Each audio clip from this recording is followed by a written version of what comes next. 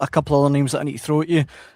Mika Baur, Mick, the Germany under-21 international. He's at Paderborn. I think he was Paderborn's Player of the Year last season as they get promoted to the Bundesliga. I think quite strong links with Celtic. They're apparently in talks over a £4 million deal. Can either of you guys fill me in with that one? That one looks much more like it, doesn't it? I mean, I think it's edging towards it. I mean, obviously the clubs are now in discussion, which sometimes with Celtic might not be a good thing. But in terms of profile, that's much more like it. I mean, it's kind of similar to the kind of Arnie Engels kind of profile. I mean, what is he? 22, German under 21 international. As he played the year in the Bundesliga 2. It looks like he's got a high ceiling.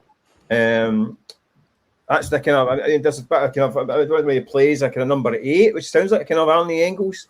I think he can play deeper than that as well, but it sounds like a kind of Arnie Engels replacement to me, rather than a Callum McGregor replacement. I know everyone keeps talking about Callum McGregor's future, but I think it sounds more like an Engels potential successor than anything else. But he fits the bill. I think that's the kind of transfer that punters are thinking. That's what they want to hear, really.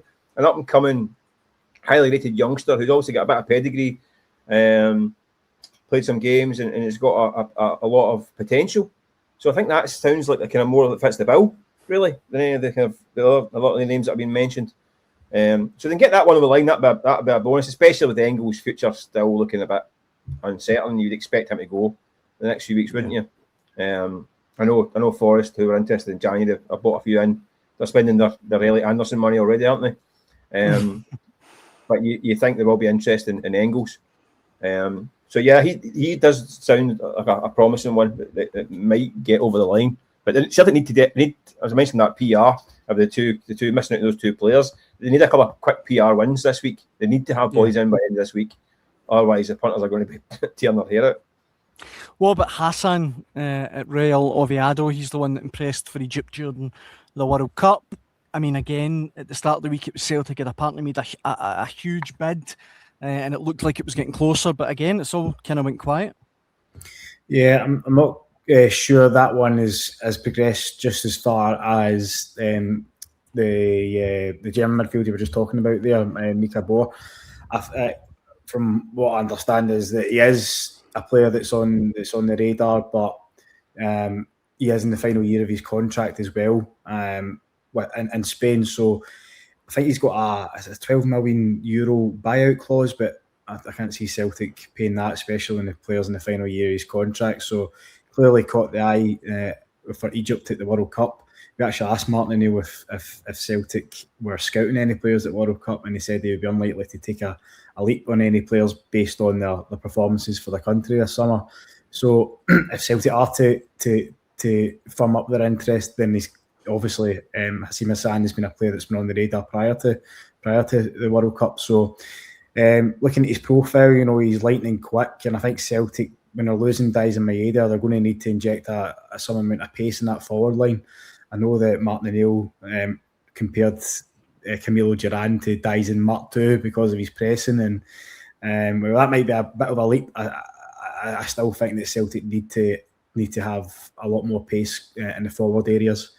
I think Sebastian Teneke is quick at times, but he's flattered to deceive, especially when he started. I think this is a big season for him if he's to stick around. Yang's come on a ton, especially under Martin O'Neill over the last 6 to 12 months. But again, he's not really blessed with naturally quick speed. So I think if you have to get Hassan, I think he would fit in quite nicely at right wing. But that one's, from what I believe, is still a wee bit away from being anywhere near concluded. So we'll just need to wait to see that one. And then obviously you've got the forward areas as well, Dan. I think Kasper Hogh from Bodo Glimt is another player that's been linked, and he's scored a power of goals in the Champions League last season, similar to Duran in that sense. And I think he would cost in the region of £7 million. So I think for me that would fall into the marquee category. That would be a statement signing for Celtic. And Mick talks about PR wins. I think the narrative could quickly change if Celtic were to get one or two of these deals over the line before flag day. I think that would take a lot of heat off the board, and especially the Champions League qualifier coming up as well. I think the deadline for the Champions League squad registration is 11th of August. I might be wrong there, but then the Celtic also have the option, I think, up to 24 hours or 40 hours before the first playoff to register 2 more players. But ultimately Celtic need to get bodies in the door, because as things stand, this isn't a squad that's going to be good enough to retain the title, and certainly not a squad that's going to be good enough to qualify for the Champions League proper. So it's a monumental few weeks ahead for Celtic, and I think the fans who have ploughed £40 million worth of money in terms of season tickets, yet again have sold season tickets out this year. There's been a ton of merchandise that's been released, 4 new strips, countless amounts of training gear. Fans I know there's a certain element of fans that are boycotting merchandise at this minute, but there's still, worldwide, there's still fans that are ploughing money in and buying shirts left, right and centre for families, their kids and so on and so forth. So, and then there's tickets. Clearly there wasn't a big uptake in tickets in the Middlesbrough game at the weekend. There might not be against AC Milan either, but Celtic will still make fortunes from ticket revenue in domestic cup games and European competitions this season. So the Celtic fans are putting money in, and I think it's time for the board to reinvest that in the squad, and I think all eyes will be on that. But from what we're hearing, Celtic are starting to ramp things up, and it might be later than most people wanted, but if they can get new bodies in the door, I think the key date is that Champions League qualifier. If we've got 3 or 4 more bodies in the door for that and quality additions, then I think a lot of this noise will quieten down, and there'll be a much happier fan base. 10-11 days, Mick, before the opening Premiership game of the season. Are you confident that Celtic will have, whether it be Kasper Hogh, Mika Baur, Haissem Hassan, will they make 1 or 2 significant signings between now and then? I think we'll have a couple in by that point. As they do, having covered Celtic for now 15 years, something like that, they do leave things late. The problem that Celtic have got, they're in a very precarious position, because they have to get in. They've got 26, 27 players in the first team squad, which is light anyway. So they need bodies in the door no matter what. But Maida's gone, or nearly gone, but they could quite easily lose Engels, Alistair Johnson, and Callum McGregor, and Rio Atatis, but obviously as well. You're talking 5. There's 5 of the guys who have really carried this team for the last 3 or 4 years, and they'll all need replaced on top of what they need already. So I can understand why Celtic fans are getting tetchy. 11 games to go for the start of the season, and the current squad needs 4 or 5 additions without losing those guys. Lose them, need another 4 or 5. So it's getting towards a very, very interesting time for Celtic. They are going to have to mobilise and get guys in the door. I know it's difficult to get. The argument Celtic always say is that it takes longer to get a high level of player. Yeah, but Celtic don't want to pay that money for that level of player, so you have to scale down their expectations.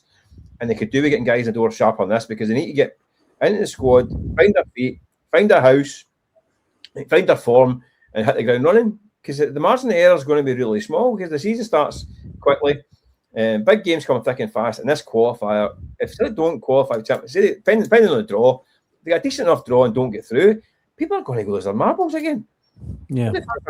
Like I say, they're spending money on their season tickets and all the rest of it. They see this money in the bank. You think, what is the point of having £70 million plus in the bank and a team malfunction on it and the pitch? There's no point. Where's the progress? Celtic fans don't want to sign £20 million players or £100,000 a week. That's not realistic or what they demand. You just want to have a team in the pitch that's half decent, and gives them the best chance to play these games. At the moment, they haven't got it, but they're going to have to get the move on. We keep saying that in this podcast. They need to get a move on, they need to get a shift on, but they really do need to get a shift on, because the clock is well and truly ticking. But the thing is, so just one last point here, you're right, Mike, the money that can be coming into the club as well. So you've got 10 or minimum of £8 million for Haissem Hassan. Arnie Engels, there's talk of £25 million bids probably going to be incoming for him after obviously not offer not back in January. Then you've got Alistair Johnson, who supposedly is on the radar of all the English Premier League clubs. Then there's uncertainty over Callum McGregor. I'm not so sure he would necessarily fetch a fee There might be a gentleman's agreement with that one if he was to move on to Saudi, and then Benjamin Negan as well. So I mean, Celtic could be raking in upward 30, 40, close to £50 million, depending on if there is a fire sale this summer.